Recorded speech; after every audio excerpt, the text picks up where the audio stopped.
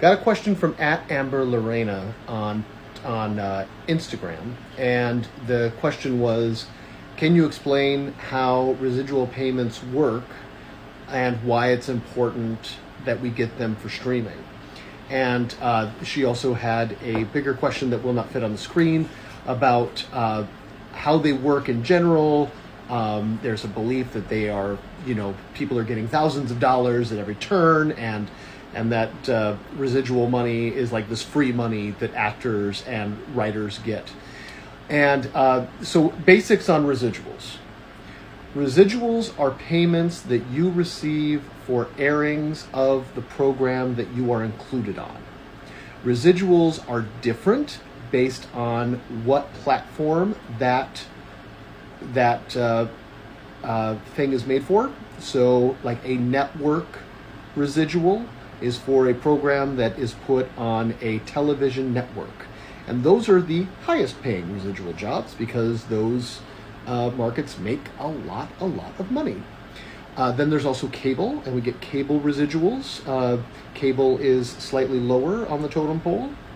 And then we get to streaming. And as I'm sure you've seen if you've been on this app, streaming residuals are pennies. Residuals start off pretty strong. The first residual that you get for a network show is going to equal your session fee, which is the amount that you were paid to be on the show. Now, as much as it sounds like, well, your session fee typically for actors like myself who are recurring guest stars, not quite regulars on television shows, are usually a couple $1,000s. And I will tell you this, I was making more in the late 90s and early 2000s than I do for the same job now. And it's still a couple $1,000s. Now, a couple $1,000s for a few days of work, that ain't bad. That ain't bad at all. The problem is that isn't equivalent to the value that the program has. Like sports, which bring in a tremendous amount of money, which is why athletes can ask for large salaries. Television programs create a lot of money, and I'm already going to have to make a part 2. I never thought I would make a part 2. Okay, this is residuals part 2. So what we talked about in part 1 was the fact that residuals exist and that you're getting payments for the value that your character adds to the program based on the platform, whether that's network television, cable television, or streaming. So the thing about residuals is that it is a payment that you are receiving because your face, image, and voice is then used to help market the product, whatever show that is. It can be used in commercials, promotions, print ads, things like that. And when the product is sold, whether that be to another network, to syndication, or to a streaming service like we saw with Friends and The Office when those bidding wars were happening, you are a major part of the value of that program. Jim's little look into the camera is a reason that people watch the show. So Jim is owed a piece of the pie. Now, residuals go down every year. So while I still make money from shows that I did over 20 years ago, I make a lot less. So it's a few dollars here, a few dollars there, but they usually come in a group check, which totals $25 to a few $100s. I do have one that's coming that's for about 30 airings of Sabrina the Teenage Witch, and it's like $414 gross. And I'll see like 60% of that net when all is said and done. I'd love to show you a stub, but I moved over to SAG Direct Deposit, so I don't have any of that handy. Now, like I said, network show residuals are best because they give you the highest percentage because they're also bringing in the most ad money. And remember, every television show that is on the air, if it is a network that sells ad time, is there to sell products. The commercials don't exist for TV. TV exists for commercials. We're there to draw your eyeballs to the screen so that people can sell you things. Streaming is different. Streaming is different because streaming is a subscription service. And so we're going to talk about subscription services in part 3. How am I filling up this much time? Residuals part 3. I really hope this is the last part. So, streaming services. Streaming services are subscription-based, as I'm sure you know. Now, bringing this all back together from traditional residual breakdowns, the fact that they go down over time, and how this works for streaming. So, an actor should receive a fair amount of a fair pay based on how much value that program brings. The reason why I make less now on shows that I did 20 years ago is because the show is less valuable now. Fewer people are watching it. Fewer ad dollars are being associated with it. It still might be very popular, but it doesn't make as much money as it did when it came out in 1996 or 1999. Now we look at streaming. Streaming shows produce a tremendous amount of value for streamers, and that value doesn't dissipate maybe as quickly. We can look, I mean, we don't have access to data, and this is part of the problem. This is part of what we're fighting for. We're being told from the people who own the streamers that streaming is both making them go bankrupt, but at the same time, these companies are announcing record profits.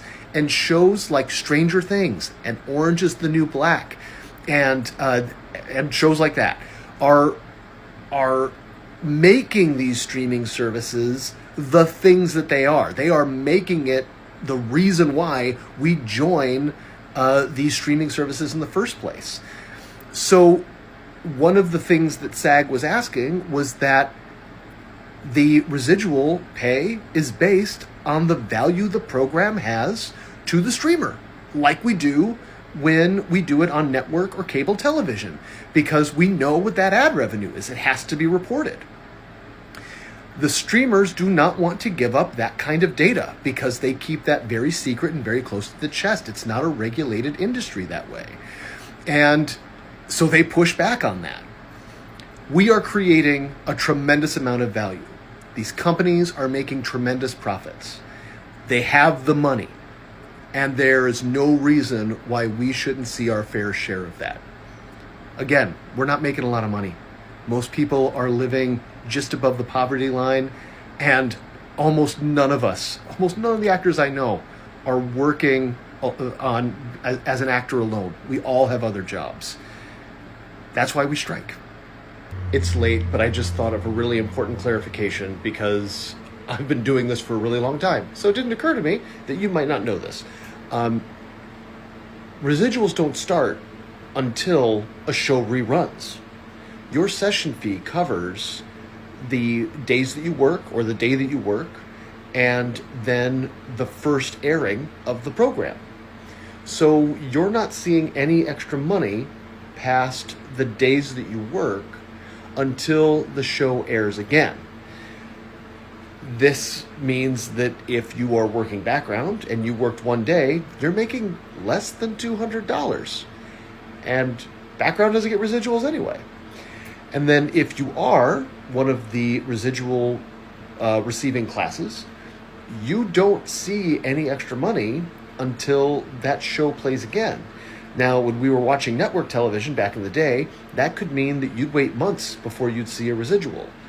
And then things can get a little bit better when you're in syndication because things are playing 5 days a week. But things just don't work like that anymore. And so that guest star that you booked that gave you $750 for the day that you worked, that $750 suddenly has to last as long as it can last. And I tell you, especially in Los Angeles, $750 is not going far. So that's really important to know. Most actors are working at scale, which is the bare minimum to get paid. And for a day of work, which is what so many jobs are, that's less than $1,000. And so sure, that first rerun, Is a session fee again? Great. I'm going to need that money because unless I've got another job, I ran out of the original money a long time ago. If you've got more questions, let me know. I'll post these as I remember things. One more thing before I go to bed tonight, because I just realized that saying that you make about $1,000 for a day of work still sounds pretty incredible. But when you work as an actor, you maybe work that one day for months. 4 months. When I got started in 1985, the rule of thumb was that you would do 30 auditions for every one job that you get. For a long time, you could kind of go 30 to 1. So imagine going on 30 job interviews before you get an offer. Actually, for a lot of people right now, that's actually pretty standard. But those numbers have skewed pretty dramatically recently, where now it's upwards 60, 90, 180 auditions before you see work. And a lot of the reason for that is because there's a lot more programming, and self-tapes allow for a lot more people to audition. This isn't a bad thing, at least not in my opinion. I stand by it. I think it's great that I can live wherever I want and keep my headquarters in Los Angeles and still be able to audition for things when I'm not in Los Angeles. That's a great amount of freedom. I really appreciate that. But it also means that a lot of people can be seen for not a lot of work. So yeah, it sounds like impressive money until you haven't worked in 6 months and nothing's coming in. Anyway, again, you got stuff, let me know.